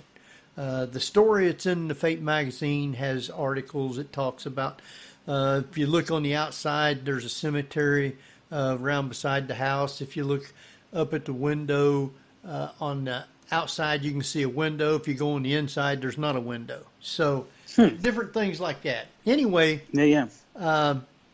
after we got done doing that, my wife was working for this lady taking care of her mother during the day while this woman worked. And she told that woman, about the story of this. And the woman said, wait just a minute. And she went in her bedroom and she come out with an 8x10 glossy picture of that ghost coming down the staircase, the original picture. Oh, wow. And here's the funny thing. She said it was real. She used to date the guy who took the picture. Oh, my word. Now, how much of a coincidence is this and my wife be working for? I mean, it's not anything doing with the paranormal, but it's a sure coincidence of some sort. Well, what we call that, and this is kind of, in a lot of ways, the essence of legend tripping versus investigating, right? And we call it hashtag follow the signs. And when the signs are pointing you some way, especially when you become open to receiving them, you kind of have to go with it, right? And it leads you to places that you aren't quite sure. So I'll give you a great example with the Manatee River story. We were having this really weird thing with birds. And so I had found 2 dead birds in my yard. At the same time, my co-host was driving down the road, and she thought she had hit a bird, and so she decided to go look out. And she said there were no feathers, there was nothing that didn't seem that had been hit, and she was kind of it disturbed her, and she was worrying about it. And then the next day, a cardinal appeared right in her yard. And for her section of Florida, cardinals are kind of rare. I mean, they're rare in general, but it's supposed to be the cardinals is kind of this universal sign of the afterlife. And so she decided to type in some keywords about that. And so keep in mind, she's talking about birds. So it was like bird omen or something like that. And the first thing that came up after you got past like the book of, the buying a book of what omens mean and stuff like that, the first thing it had to do with an actual website that wasn't selling something was an article about the Singing River. And it was literally the week that we were planning on going. And it was an interview with a person who had written an entire series of novels, not nonfiction, but novels based around Native American legends that her grandmother had told her. And one of the legends up in Mississippi was this story of the Singing River and this idea of the tribe committing suicide. Essentially, the week before we went there, all of these different signs pointed her to this website, which actually explained the legend that we were just about to look at, which was completely unrelated. So I always say hashtag follow the signs. Follow the signs. Follow the signs. When you talk about legend tripping, and I think it's interesting to do that. However, if you're trying to explore, say, something like the Bridgewater Triangle, which could be really kind of dangerous, right? Oh yeah, and the majority of, I don't think I've ever. People always want to ask me, what is the scariest place you've ever been? And I'm like, I don't get scared at these places, even though I've had some really odd and spooky things happen. I generally don't tend to get scared, except for when I'm in a location because of the people, right? Because of what actually might be going on there. And so the live people. It's funny that I noticed someone in your chat room mentioned they wouldn't want to go to Bunnyman Bridge because they wouldn't want to see the bunny from The Shining. And what actually happens is people go out to the Bunnyman Bridge dressed in these really creepy bunny costumes and scare people, or even physically attack them. So when you're talking about like the Bridgewater Triangle, a place like the Assonet Ledge, I've never gone there and had something weird and spooky not happen. And yet every time I go there, or anywhere in the Freetown State Forest especially, I'm acutely aware that there's a criminal element where I am. And that I need to be more aware of that than I am aware of ghosts. And the odd thing is that we've never been attacked. As both an investigator and a legend tripper, I've never had anything bad happen. My co-host used to always carry a weapon. And every time that the outside world has interfered, it's either been someone who has helped us and actually led to an understanding of the story, or cops. And every time it's been a cop, we've gotten more information from a cop about the legend than most other people that we've spoken to in the town. So it is dangerous, but the number one thing is always to be safe. And so we don't go to places that are going to be dangerous, especially at night. And I rarely go someplace at night that I haven't been during the day, so I at least know the terrain. Good thinking. Yeah. Yeah. Yeah, and you know, I think you need to do that as well. Like we were following up on this story called Julia, and it's this haunting and this really great roadside legend that takes place in this town known as Lady Lake. And the story involves the woods, right? So not only do you see this woman who is either wearing white or glowing white, but she is accompanied by these absolutely horrific screams and cries for daddy, for coming from the forest and coming from the woods. And it being out there, you feel that, right? When you're in there, you're like, oh my word, like something really, really horrible could happen here. And you're wondering what this might be. And you can imagine people's imaginations going crazy over different animals that might be in these woods at night. But then I went there during the day, and it is completely residential. You just can't see it because all the houses are hidden behind these trees. And so what seems like it's a thick forest is only a first layer of forest and then someone's front yard. And so, that helped me gain perspective not only on how dangerous it might be at night or how we should actually go through the legend trip, but by being there during the day, I was able to get some understanding of how people might get confused there, because you go from a commercial setting or commercial properties to what seems as if it's wood. So yeah, you would think that people are going to see weird things out here, and in actuality, it's all houses. Wow. So I know you basically are doing legends and ghosts, etc. But of course, if you're out traveling at night in some of these areas, what about the UFO activity? Do you see any of that? It's really hard to. I've never encountered what I consider to be a UFO, but that's a really hard sell, because I think a lot of UFO legend and ghost legend coincide with each other, and I think a lot of it has to do with the filter that people are viewing these through, and what they know, and really oftentimes the first people they contact about it. And I was just mentioning the Assonet Ledge. So the Assonet Ledge, depending on who you ask, either has the highest reports of ghost lights in the world, and people have seen what looks like these glowing lights coming up from the water. And it's a site where there have not only been a lot of bodies dumped, because it's the entire state forest is a haven for crimes happening in Boston and Providence, Rhode Island, and Brockton, Massachusetts, these areas of crime. And then in 45 minutes, they can be in the middle of nowhere in this forest, and they dump bodies in this water. And there have been a whole bunch of suicides of people jumping off this cliff. So they see these lights, they see them under the water, they see them coming to the surface, right?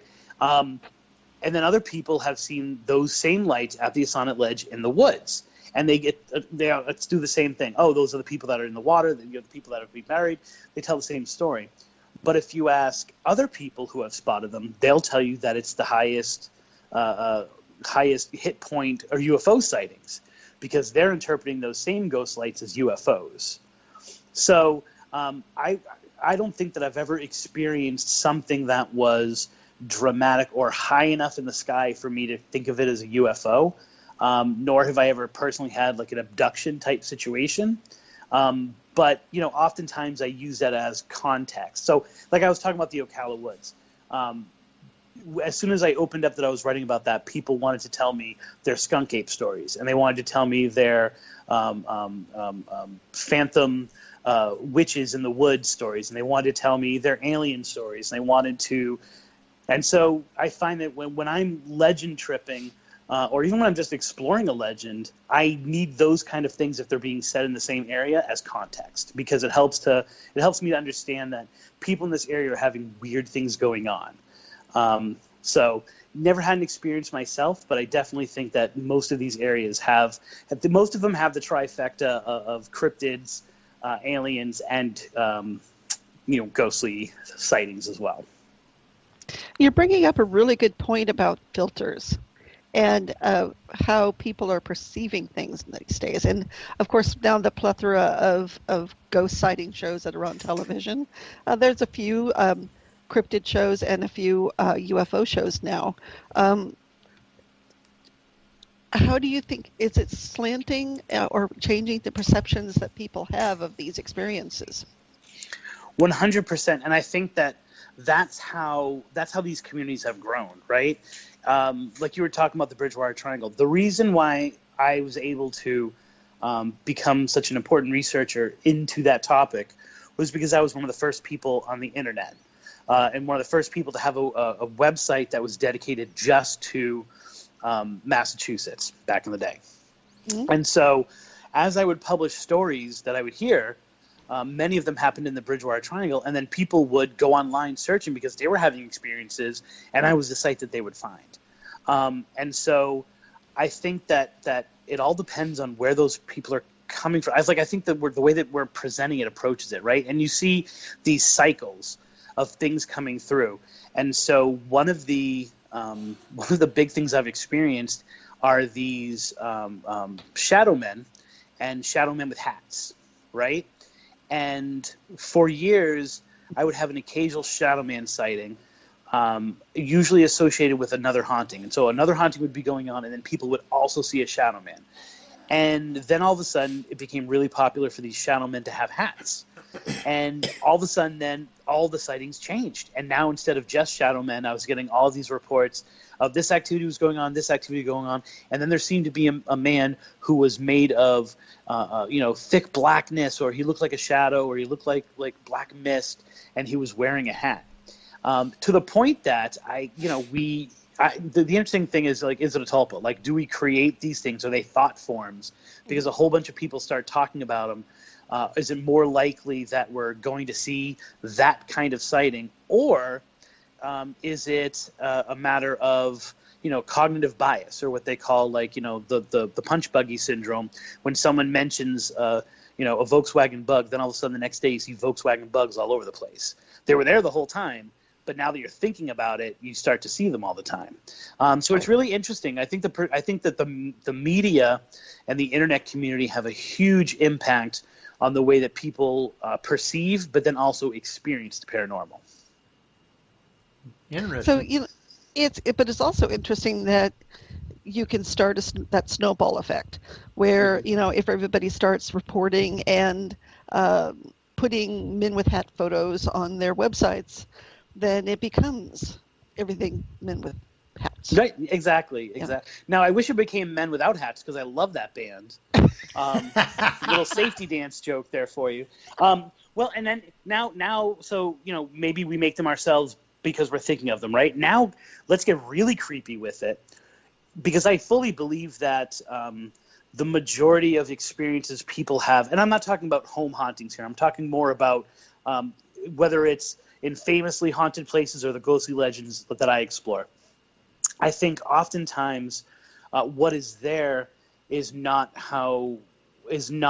what the ghost actually is, and that for some reason they're able to transform into what they present to us, or they can have some control over what's presented to us. Therefore, if a lot of people are talking about people with hats and that's what's getting the attention, can the ghost itself make itself a shadow man with a hat just because it knows that's what people are going to be looking for and that's what the hip thing is? Try turning that question around in your head a few times and see if you can sleep tonight. Well, and Jeff brings up a joke constantly, but it's everybody dies, and your clothes don't die with you.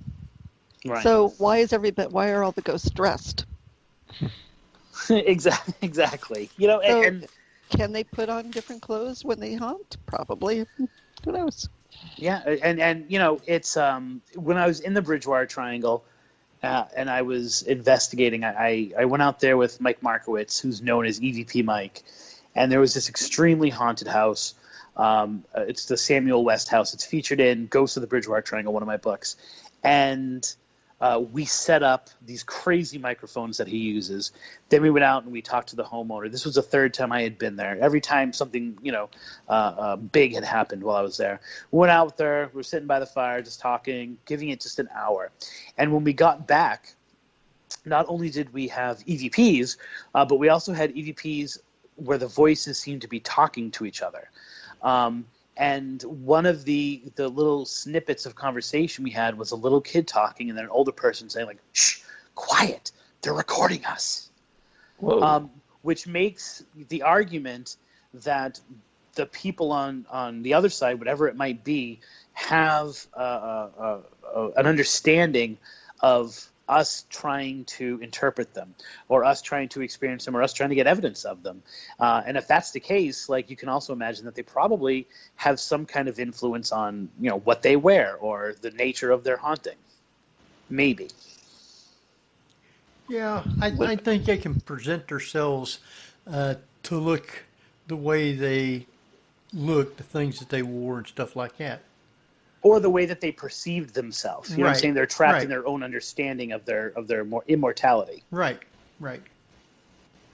And then you Kind get of a matrix sort of thing where it's your self-perception.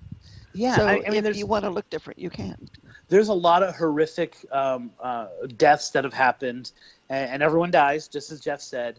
And when I think of the number one spark of ghostly activity, it has to be the Civil War, right? There are, and it's true that it's the number one, the only war other than the Revolutionary War and the War of 1812 that have been fought in our soil, right? On our soil. Right.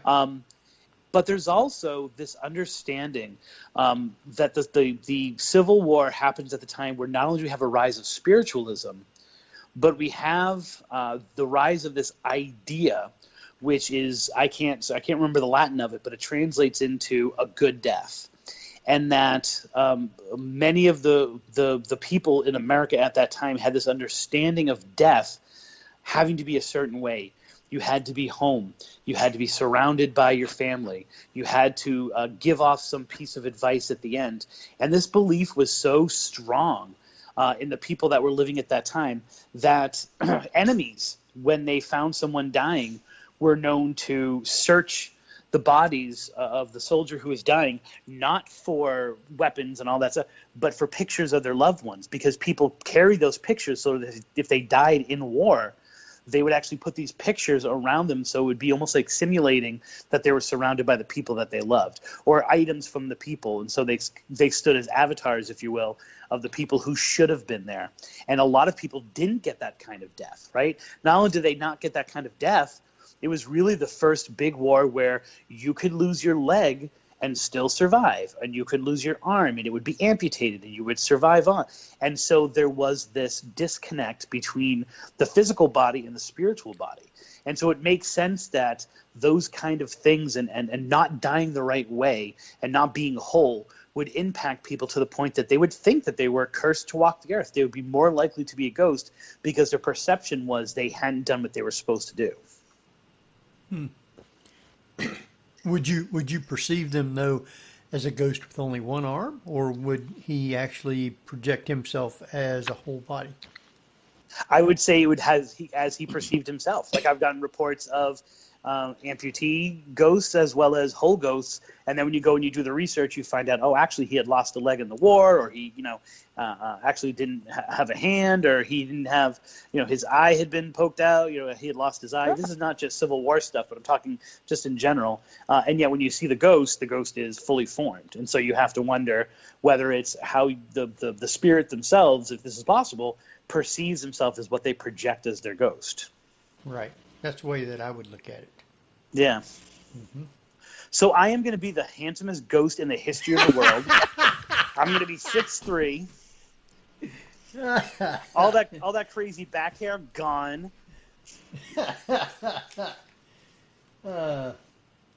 Now, I guess you went to a couple places in North Carolina. Did you go to the Devil's Tramping Ground in Raleigh? Oh, yeah, we went to the Devil's Tramping Ground. And it was, of the things that we had done that week, what we were doing is we were trying to make our way to Indiana. Because I know no one in the world is there on their bucket list to go to Indiana. But I had been researching this cryptid known as a Pukwudgie for years. And other than Massachusetts, the other primary spot for this was in Indiana. So we wanted to get there. I wanted to get to this one place in Indiana. And so we decided to go up the coast, and we researched. We actually have a few episodes where we debate where we're going to go. We decided to go to this place called the Piedmont. And of the places that we were looking at, one of the most interesting ones to me was the Devil's Tramping Ground, which is said to be, and this is where you were talking about Barbara Perception, the most popular story, and it's actually on Devil's Tramping Ground Road, is that the devil himself landed on Earth. And he decided he was going to torture the people of North Carolina, and he started to walk around in a circle as he was thinking about what to do. And as he began to walk in this circle, he killed whatever might be able to live in there. And so if you go to this area, there's a perfect circle, and nothing ever grows there. And It's said that if you put anything in the circle, the devil will immediately throw it out. And people have seen this evil dark figure still walking in circles. Now, other people have said it's where a UFO landed, and the UFO, tainted the ground, and that's why it will never grow. And then other people have said, no, it was a coven of witches who would make human sacrifices, and so the human sacrifices tainted this soil. And we went there. And there's stuff that grows in the middle, right? It now has grass. And I've seen pictures of it being perfectly clear. And I do feel that, there was something weird going on just naturally with the soil. And when we went there, the middle was covered with beer bottles and a chair and all of this other stuff where people had at least tried to get it to things to throw out. Although I'm pretty sure, because we went back there at night, remember we scouted it during the day, went back at night, and people were down there like partying and drinking. We're like, this is probably not a good spot for us.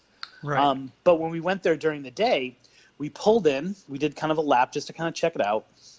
And then we set up a stationary camera, and then we just kind of walked around for a bit.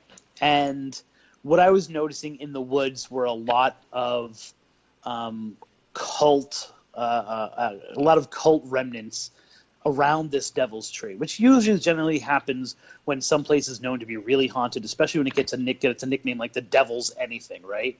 And coming from having written Dark Woods, where the subtitle of that book is Cults, Crime, and the Paranormal, and having worked in juvenile detention facilities where we have to identify gang symbolism and cult activity and things like that, I was noticing different etchings on the trees, and I was noticing these little formations and these little things which I would consider altars, and it was nothing conclusive, and it was just like, oh wow, this is a really creepy place. We made a cross actually out of wood, and we put it in the middle of the circle, and we decided to go back the next day and see if it was still there, and it was still there. But then so much for the story. Maybe so much for the story, right? Devil liked it. So then, afterwards, after we got home, I was and it was a long trip. We went to a lot of places. It was really cool. Like one of those things you're just like, why? I mean, the trip itself changed my life, especially when I actually got to Indiana. And when we got back, I just had that stationary camera on, and this is probably, at least on the Tripping on Legends videos, this is probably the most popular video that we have. It's called Clang and Fly.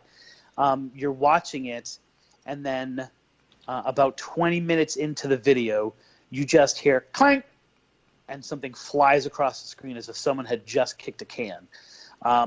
And it's, it's clear as day that it's something. Now, is it a bird? All these things kind of happen simultaneously. How many coincidences does it take? But you clearly hear metal being hit, and then something that looks like metal flies across the screen.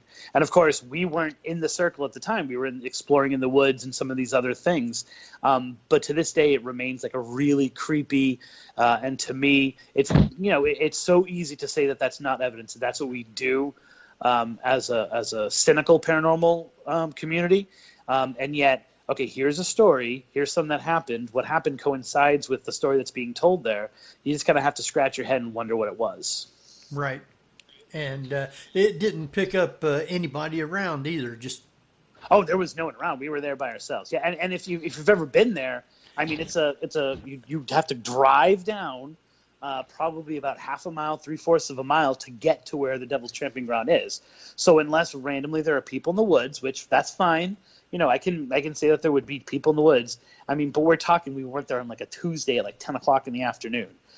So it's not like 10 o'clock in the morning. So it's not as if it was prime, let's go freak people out time, Right.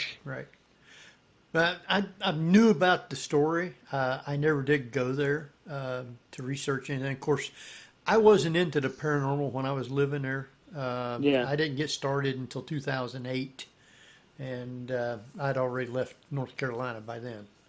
So. And the story is popular enough that not only is it told and retold, like I said, the road is called Devil Trampling Ground Road. The story is popular, and it's not as if it's like there's then really good Tomoki hot sauce in the middle of it, so it's an attraction, right? Like, there's no reason for it to be hailed and remembered and honored in the way that it is, except for the fact that people have had weird experiences there. So they're not profiting off of acknowledging this legend. They just have to because things are really happening there. Wow. More time just running right on by. Now, I know you said you went to Indiana to look up about Pukwudgies. So yeah, let's talk about Pukwudgies. What are they, and what'd you find? Sure. So Pukwudgies are essentially trolls. And when I was researching the Freetown State Forest in the Bridgewater Triangle, people kept telling me the same reports. I got it from 3 different people.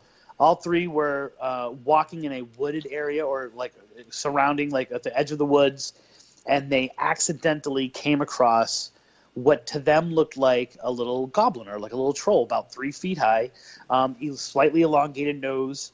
2 of them, there was no clothes being worn that they could see, but the belly seemed to like be hanging over their waistline. And they were completely freaked out by this. Some of people have reported them being hairy. These people all reported being more skin and just like a lot of hair on top. And the creature then disappeared. Like something would happen, they'd look back and it would be gone. And in every single one of these reports, including a 4th report in an area near the Bridgewater Triangle, this one was wearing a hat though. In all those reports, a few nights later, that same creature came back to visit them, right? And 2 of them were in their bedrooms of people. Like they woke up to find this Pukwudgie. One of them, the Pukwudgie, was actually physically in the room. And one of them, the Pukwudgie, was outside looking into the window. And they were on the 2nd floor. And the 3rd one, the person was in a dark parking lot waiting for someone to get out of work. Like he was just kind of waiting for his girlfriend to get out of work. So he went to kind of hang out for a little bit in this park near the Freetown State Forest. All 3 of them described it basically as these creatures were saying, we know where you live. Like, we can get to you. Stay out of the woods. All of them were completely moved and creeped out and frightened by their experience. And they were all looking to me to explain it. And I'm like, I haven't the slightest idea what that is. And I dug pretty deep into research and books. And I found this one line in a book this one paragraph in a book that was talking about this famous cryptid called the Dover Demon. And it's by Joe Citro. It's called Passing Strange. And in that paragraph, it essentially was like, the Dover Demon is not a Pukwudgie. And he said, the Pukwudgies are a native Wampanoag legend, and just a little bit. And I was like, well, what are they? And I hit the internet, and there was nothing on the internet. Literally no hits on the internet other than a book that was called The Good Giant and the Bad Pukwudgie. So I immediately bought that book. I immediately went to the back of the book, and the writer says, these are based on these stories that you find in the Narrow Land. Boom, went out and got the Narrow Land.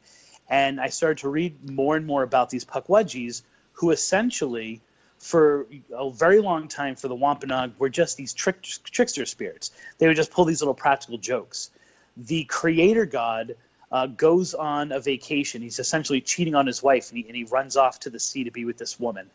And while he's gone, the Pukwudgies turn from being cute and cuddly and pulling out these little tricks to starting to burn the Wampanoags' village, to kidnap their children, to lead people into the woods by these things called Taipaiwunkas, which we've already discussed tonight as ghost lights and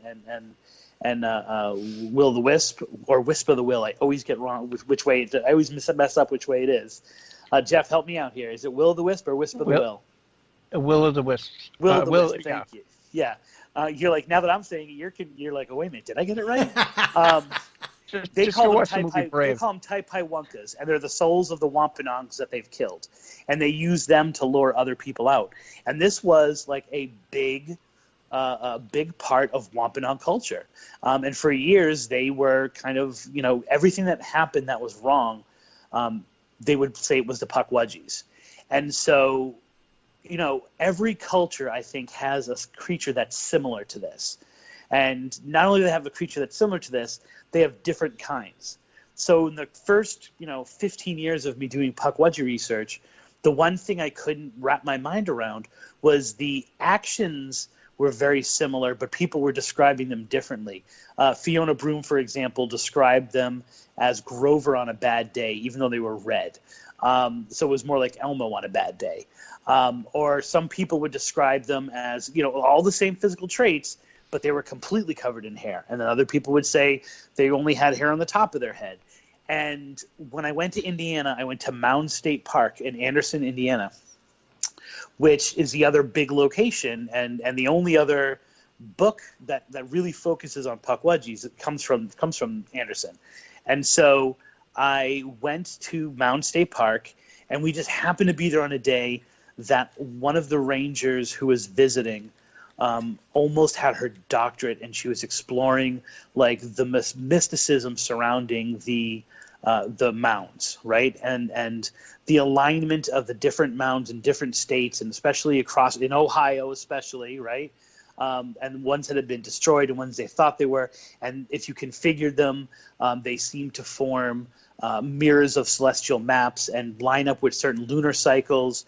And it was discovered that, there's a reason why Indiana is known as, the crossroads of America, that this Mound State Park, where these very important mounds was a place that Native Americans from all these different tribes, especially from the Northeast, from Canada, for the Delaware tribe, the Biloxi tribe, which was part of the singing manatee legend that I told earlier, they would all meet there. But of course, they didn't have a common language. And what she told me was that this word Pukwudgie, which is an Algonquin word, right? It is a Wampanoag word, was actually used by different tribes to explain these creepy little things that they were seeing that were causing them trouble in the woods. And that Wampanoag became almost an umbrella term that they would use. Like we might say monster. Well, what kind of monster? Well, it was an abominable snowman, or it was, it was this. And Pukwudgie became the generic term for a lot of these tribes for these little creepy monsters that were causing mischief and were said to be responsible for deaths. And once I discovered that, and once I started tracking Pukwudgies through other tribes, it was just amazing how deep this is in the culture of the Native Americans and different parts of the world, but especially the Native American tribes in North America. And of course, you can easily say they're the same thing as fairies and leprechauns, although slightly different. Well, I only just found out about the Dover Demon the other night, oddly enough. It was in one of those documentary shows that, Travel Channel. What travel? It's all paranormal all the time. Which is Aren't fine those words with me. synonymous with each other now? Travel Channel, paranormal? Exactly. Yeah. Pretty much. But from the drawings, the sketches I saw from witnesses that were independent witnesses, they seem to be like weird versions of grays. Yeah. And that's why Joe Citro was saying specifically, you might think this is like, you might think the Dover Demon is a Pukwudgie, but it's completely different because, and then he went on to describe them as physically like you're saying, which I thought was interesting because I know Joe, and why he felt that Pukwudgie was popular enough that people would confuse them with the Dover Demon was always odd. The only people who had ever written up to that point was the gentleman from Indiana, Lauren Coleman, Joe Citro, and then me. And so, I hadn't been, and I had to dig deep to find it. And so it was odd that he, when mentioning the Dover Demon, felt that people were going to get confused about something that really no one knew anything about. Forget it now. Pukwudgies are huge. It's like everything, and if you go, as I imagine some of the people who are going to listen to this are going to go and they're going to search, Pukwudgies don't look anything like the way that they're represented now. People who dig the word Pukwudgie and the general idea of them have morphed them into this like drooling monster with porcupine hair and claws and that's not what I've ever gotten a report of them looking at. But as they've gotten popular, they've taken on the traits that people want them to have, because it's interesting enough and they love the word, and so they need to make it like more vicious than it actually is. Wow. All right, we got about 9 minutes left, and so I'll pick out one of the probably a shorter one, I guess. You've heard me talk. Nothing is short with me now. You're like, what's your name? Let me tell you for 23 minutes what my name is. How about Apparitions of Flight 40? Was it 401? 401. Yeah, Flight 401. So, wow, you're picking all the ones that I've like rarely talked about on the air. So, and this is one actually we've never done a show on this. It was just because there's nothing to trip, right? In that, I'm not even sure you could attach it. Like legends are bigger than individual stories, and I think that the story of Flight 401 is compelling enough, and I think that none of it is folklore. I think that if it's either true or not true. It's either people are crazy or people aren't. But essentially what happened was there was a flight that went down. I can't remember whether it was Christmas Day or New Year's Day. I believe it was Christmas Day in the Everglades. And all of these people died. I can't remember the exact number, but it was, and of course the captain died, the co-pilot died, the pilot died, the co-pilot died. A person who had gone down kind of below the plane to investigate. There was something wrong with the autopilot, and he had gone down there. He had died. And so in addition to several people who died as passengers, the captain and some of the crew passed. And the important part of that is that after they were able to retrieve things, because of the expense of so much of this, and the fact that some of it was actually preserved by the fact that it had landed in the swamp, they took parts of this plane and they used it as replacement parts in other planes. I believe it was Eastern Airlines, which no longer exists, which is why I think that there could be a break in this story at some point. But where they had replaced parts of Flight 401, people started to see ghosts, right? And they started to see ghosts of, like, there would be a random person in the seat who would then disappear, or they would see weird things flying on the wing, or they would have odd malfunctions of the equipment, and there was the equipment that had been replaced. But then also people were starting to see the ghosts of the captain, the pilot, the co-pilot, and this guy who had fallen, and they knew them in real life. And they're like, wait a minute, I don't understand. Why are you here? And he's like, listen, you need to land the plane rather than continuing on to your destination. And they landed the plane, and they discovered that there was a problem. That would have, if they wouldn't have detected it, and they might have crashed because of it. And this went on for several years. And the sad part about the story is that back then, Eastern Airlines obviously put the kibosh on it, right? They didn't want people to know what was going on. They didn't want people to actually think that the airplanes were haunted, and so they put a lot of gag orders on these employees. And so the story kind of comes out in bits and pieces. And there's been a movie about it, and it's been featured. One of my favorite paranormal shows, which no one remembers, it seems, was this show that only lasted a season called The Others. I love The Others with Juliette Nichols. Exactly. Beautiful. Thank you. That's when I fell in love with her, yeah. And what's his name? The guy who played... the guy from Suits. Oh. Whatever his name. I was thinking of the guy who was in the newscasting He was in Sneakers. Played Morrow. Oh, it's been so long. And now I have to look it up. We might be. I don't know why, but my Alexa just went off. I guess it's telling me I'm talking too much. But anyway, they have an entire episode. They have an entire episode that's featured about it. And it's one of these things where, like, well, what would I trip? Like, people say they see weird things in the Everglades where the plane crashed. And I'm like, well, I ain't going into a swamp for a legend trip. Like, I'm not gonna like trounce through the Everglades at night looking for what could be easily explained by something natural. And I've never been able to follow up with employees from Eastern Airlines because most of them are either dead or like, they're still hesitant to talk. But it is one of those stories that it's another hashtag follow the signs, because I bought the book, Ghosts of Flight 401, and then, moved here. Like the next month we decided to move to Florida, and I had no idea. It wasn't even on my mind. I was actually going to move to North Carolina. And it kind of felt like, oh wow, like there's this is great. Florida's going to be great. I'm going to be able to investigate and write stories till I die. And then 10 years later, I start tripping on legends. Wow. All right, Barbara, Jeff, we got like 4 minutes. Any quick thing you want to say or ask? No. Okay, Barbara. Well, like I said, it's fascinating. Florida has some really wild stuff happening anyway. Mm-hmm. I mean, there's always a story coming out of Florida. Right.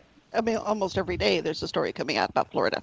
So I don't know if you know about ley lines or any of that. What about specifically about Florida is it that there is just so much going on? Well, I think that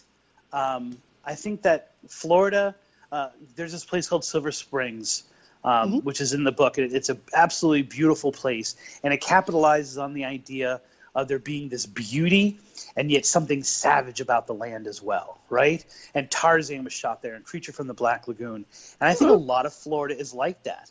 It has this beauty to it, and yet if you go to touch that beauty, you get your hand chopped off by a gator. Right. And I think that paradox, that dichotomy, plays on people. And I think that both that beautiful and yet something dangerous is the reason why a lot of people have this kind of like, jerk reaction to things in Florida. And then, there are so many towns here. You're in Ohio, you guys are in California, I'm from New England. When a town fails, first of all, towns don't fail, right? I taught in Lawrence, Massachusetts, and all the buildings in Lawrence, Massachusetts, when the mills went under, they became other businesses, and they became practice halls for bands. That doesn't happen in Florida. When something bad happen and a town fails because the railroad goes away, people either just leave the town, or they literally cut their houses down, put it on something, and move to another location. And I think that idea of this abandonment, and you're in the middle of the swamp, I think that adds a lot to the kind of way that people perceive life in Florida, and creates these weird things. That and a lot of drugs. All right, we got a little less than a minute and a half. So why don't you tell people how they can follow you and come check out all your stories like that? And then we want you to stay on until after we're off, and we'll talk with you for a few minutes. Excellent. Well, the easiest way, if you want any of the books, is to go to Amazon.com. I've got 9 of them. So some are on the Bridgewater Triangle. Some are, I've now finished my first one in Florida, which is Haunted Florida Love Stories. The website is trippingonlegends.com. The podcast is also called Tripping on Legends. So wherever you get your podcast, whether it's Stitcher, whether it's iTunes, whatever, it's a really interesting show. Listen to 3 or 4 episodes, especially the older ones. And if you like it, put a like on it. I'm sorry, I was just listening in the chat room. Someone mentioned I used to work for Spooky South Coast. Yes.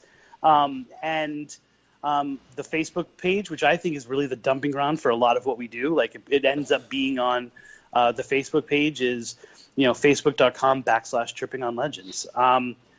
I do my show every Tuesday live, and I do it through Facebook and IG, and I'm on midnight.fm.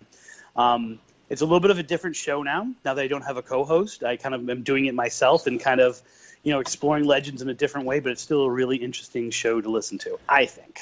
All right. Our time is up. We're going to run. We will see you next week at the same time. So until then, this is Henry Foister. Jeffrey Gould. And Barbara Duncan. See you next week at the same time. Good night, everybody.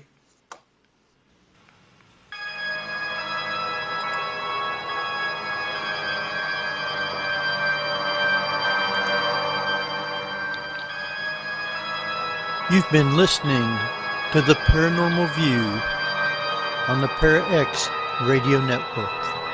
Join us again next week at the same time for more of the Paranormal View.